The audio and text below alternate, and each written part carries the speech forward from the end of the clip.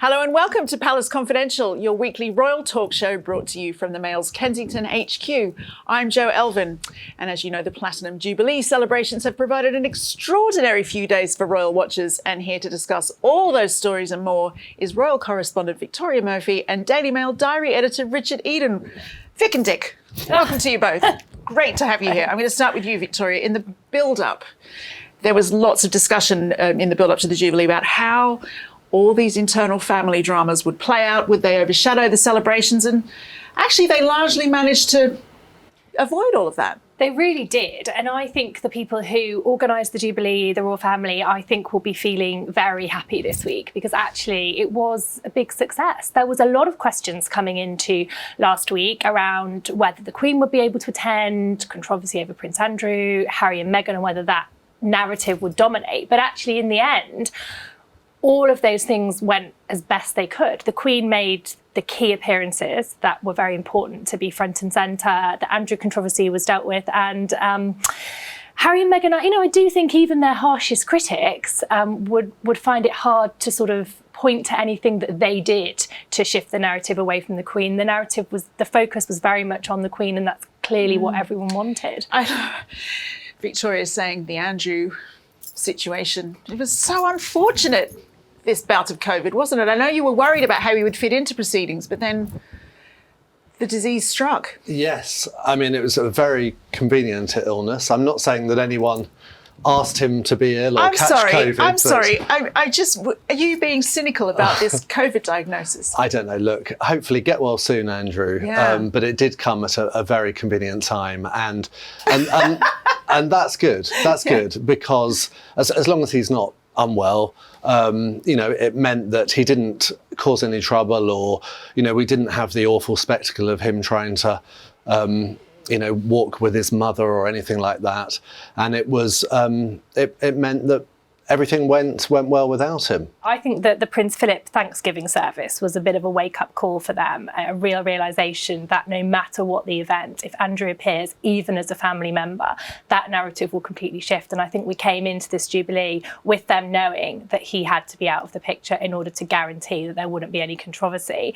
So we knew he wasn't going to be on the balcony.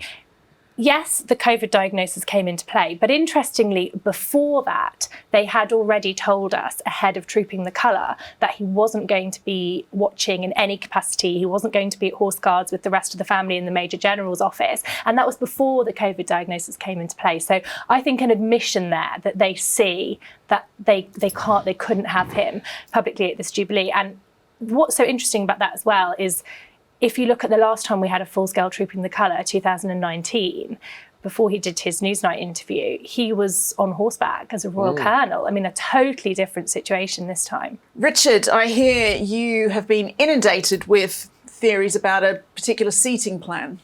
Well, everybody's been intrigued by the seating plan at St Paul's Cathedral.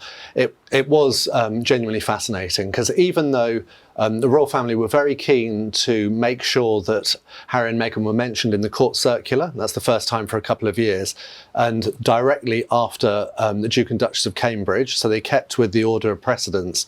Well, that went out of the window in the service. What we saw in the service was they were relegated to the second row.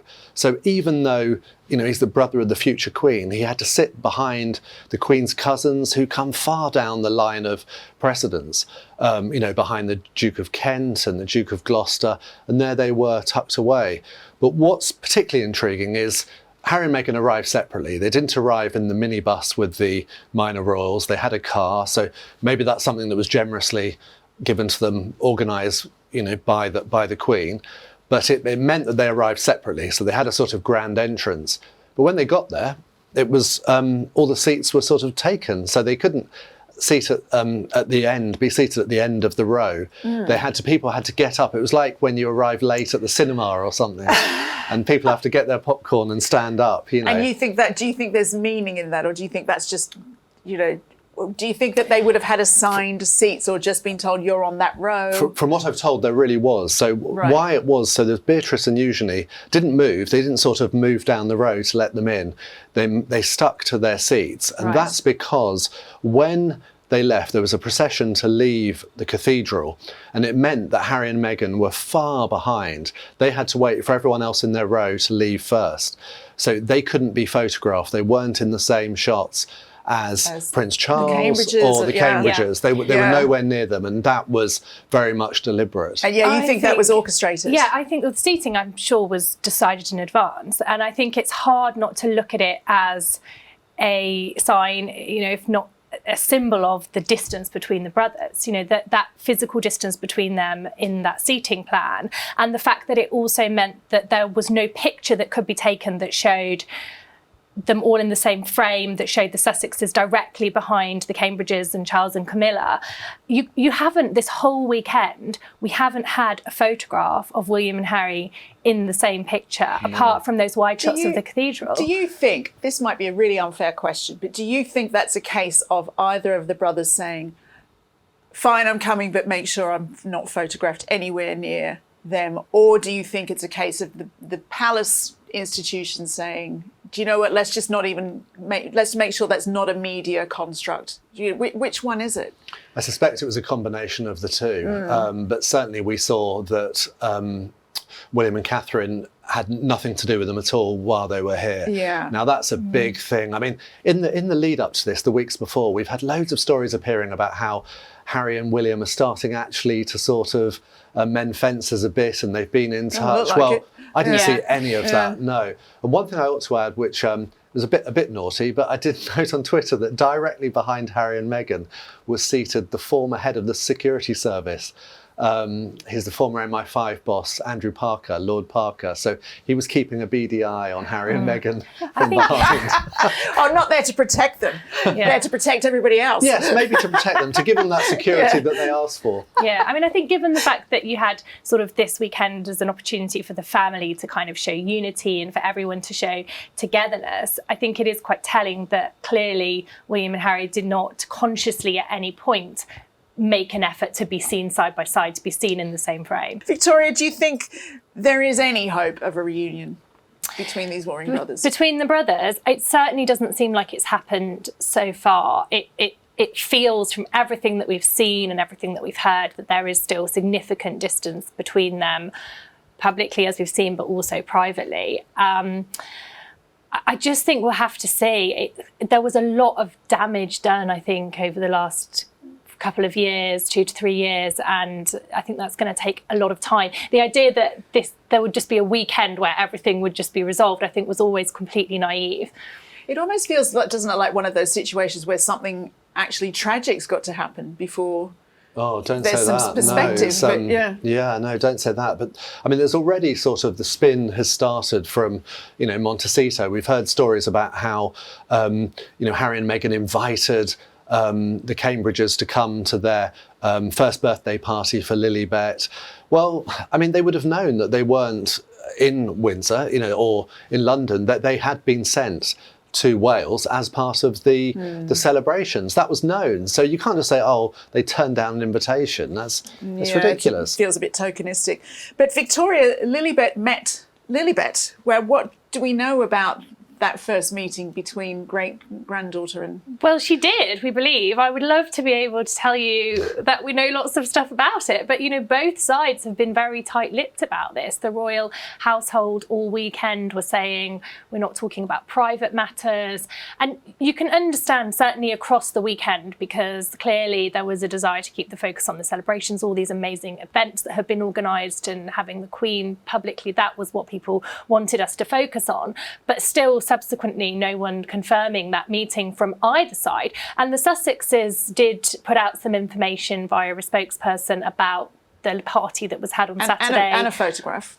And a photograph, exactly. And there was details like who made the cake and, telling us about the where it was held and all of that, but no information at all from them still on any meeting with the Queen. Now, of course it happened. We can presume it happened. It would have been ridiculous if it hadn't happened, but there is not anyone in either of those camps giving clear details about those meetings. I mean, what a contrast. Remember, after the birth of Archie, we had that beautiful photograph of the Queen and Prince Philip meeting their great-grandson Archie with Meghan's mother as well there in Windsor Castle.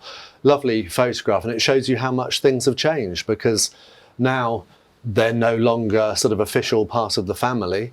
Why should they have an official photograph? Remember that even if they didn't release it, possibly it might crop up in some future fly-on-the-wall documentary. You know, this photo on top of the mantelpiece might be there. But Richard, the Sussexes have also faced criticism, inevitably, for their use of flying, their use of private jets. Well, you might remember on this programme not so long ago, we looked at that video that Harry had recorded in for New Zealand, where it had all been for Travelist. Yeah. And it was all about sort of monitoring your stay and whether it's environmentally friendly and that sort of thing. And here we have, they're flying to and from California in a private jet, which apparently is the equivalent of 10 times the carbon that you would use if you just took seats on a on a standard flight. And then he's not only preaching about the environment, but also having a company sort of devoted to trying to make people be more eco-conscious about their travel. I don't quite understand it. I can understand it's convenient, but surely you'd want to sort of show that you were thinking about these things. What do you think, Victoria? I mean, this kind of criticism in this day and age is not going to go away, is it? No, exactly. They're not going to escape the allegations of hypocrisy, particularly if they choose to continue to make the environment and these issues front and centre in their public work. I think that they will, because that's something that they were very keen to talk about when they were working royals. But we haven't yet, I think, got a really clear picture of what they're going to be publicly doing, what areas they're going to be focusing on. But certainly they may not be working royals, but they're still public figures, and so they're not going to escape those allegations. It's fascinating, but I'm sure we'll be talking about it more. But for right now, we're going to return to the Jubilee, and one man who had a ringside view for all the Jubilee action was the Daily Mail's columnist Robert Hardman. Here he is to give us his thoughts. I think the Jubilee was a triumph. I mean, clearly there were things that could have gone wrong on any number of fronts. I mean, the crowd numbers, I know, were a source of great concern. You know, had they got that right. What we didn't see on our TV screens was the extraordinary volume of people who couldn't get into the Mall. I mean, Trafalgar Square absolutely rammed. I mean, there were far more people wanting to be part of that Jubilee than could be. And actually that in the end it was okay. I mean, it's obviously disappointing for those who couldn't get there, but that was a nice problem to have. Previous Jubilees, everyone was sort of worried that no one would turn up. This one, the problem was, I don't think we can fit any more. Also, obviously, there were family issues.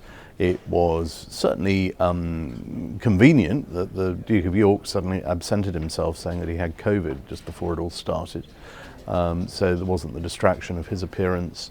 The Sussexes actually kept a pretty low profile. They turned up at the things they said they would turn up at and not at other things. And I think that will have gone a long way towards normalising, if you like, their return to these shores. And I think in a couple of years it won't even be newsworthy if they just pop back for something. So all in all, I think the Queen can look back on an extraordinary outpouring of affection for her and for what the monarchy stands for. So all in all, it could not have gone any better. Her Paddington video was classic Queen judgment. You know, it's getting it right. It's getting that balance between a stunt. She doesn't really like stunts, but she hates stunts, in fact. But doing something that has a sort of a wider meaning that can actually appeal to all ages. And I thought that the reaction to that Paddington video was glorious, because you literally had everyone, and I was in the crowd there outside the palace. But you look on Twitter, you look on the world media to the reaction. Everybody from even sort of grudging Republicans had to say, well, that was pretty cool. She can do it. She can absolutely carry off these situations, partly because we all know she's the real deal. She's utterly authentic, and partly because she is the most respected and revered head of state in the world. At the end of the Jubilee, I did say to someone at the palace, can you tell me what's next on the colour chart after Platinum? We've had Diamond and now we've had Platinum. And they said, we don't know. But I mean, before even that, we've got to start thinking about her 100th birthday. I remember her mother's 100th birthday very well. And that's going to be a great one. And we will, of course, have to have that debate. Can the Queen send a card to herself? That was Robert Hardman there. Robert's biography of Her Majesty, Queen of Our Times, The Life of Elizabeth II is out now. Now, Robert mentioned the video of Paddington and the Queen, and it would be remiss of us not to show you a lovely clip of that. I always keep one for emergencies. So do I. I keep mine in here. Oh. For later.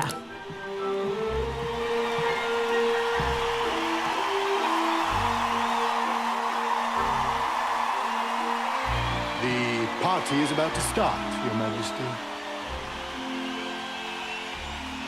Happy Jubilee, ma'am. And thank you for everything. That's very kind. The Queen, she doesn't do a lot of this sort of thing, but when she does, we all love it, don't we? She just gets it right. It was such a great moment, and I was watching from the Mall and seeing the audience reaction at the concert to that, and there were just there was this sort of pause. I think people were kind of trying to work out what they were seeing and they weren't really quite sure what was going on. And then suddenly, and then when she pulled the sandwich out of her handbag, I mean, the audience loved it. And I think, again, we're sort of reminded that despite her struggles that she's had recently with her health and her advancing years, she still has this ability to sort of understand what the public want and tap into that and show us that humorous side and still surprise us, even at 96, after so many years. That was a huge surprise to everyone who was there. Well, I thought tapping the teacup to the beats of "We Will Rock You," to start was a lovely touch. So whoever came up with that idea, well done. It's fascinating, isn't it? But Richard, with the Queen being only present for sort of some parts of the occasion, it slightly, sadly, does feel like another sort of transitional occasion, doesn't it? It felt like that was almost deliberate to me, that she'd sort of almost decided that she would only attend some. And so it was a chance to really sort of hand over. We saw that so much with the speeches that William and then Charles gave at the concert on Saturday night, and then also with the balcony appearances. It seemed to be a very conscious handing over to Charles, a very public chance to do that. And I thought it was really effective. I mean, there's been some criticism since, people saying, oh, it shows how everything's dominated by the Queen and, the royal family will struggle after her reign. But I think it showed the real opposite to that. And Victoria, do you think that the public enjoyed seeing a bit more of the younger princes and princesses? Because we saw a lot of them over the weekend, didn't we? We saw a lot of the children, and I think there was expectation that they would be involved in some capacity, but I think not perhaps to the extent that they were. Obviously, the Cambridge children in carriages at Trooping the Colour for the first time, and then seeing the kids go on engagements with their parents, and then for a long period of time over that pageant, being able to see them in the public eye and see so many of the family interactions, and nice to see the cousins as well. I think what was nice about the weekend was that you had the elements that you expected to have, and we knew the Queen was going to be the centre of attention and there was going to be a lot of enjoyment of seeing her, but there was lots of kind of quite unexpected fun things that happened on the side of that as well. And the kids was definitely one of them, and also Mike Tyndall and his hats and his social media posting of Zara and things like that kind of came through. And I think it was just added to this reminder that this was meant to be a fun event and it was meant to be a family event as well. I thought the interaction of the Cambridge's children was even more entertaining than something on stage a lot of time. Do you think that George, Charlotte and Louis enjoyed the proceedings as much as other people did? I hope so. I think it was very brave to take a 4-year-old, in Louis' case, to a pop concert, really.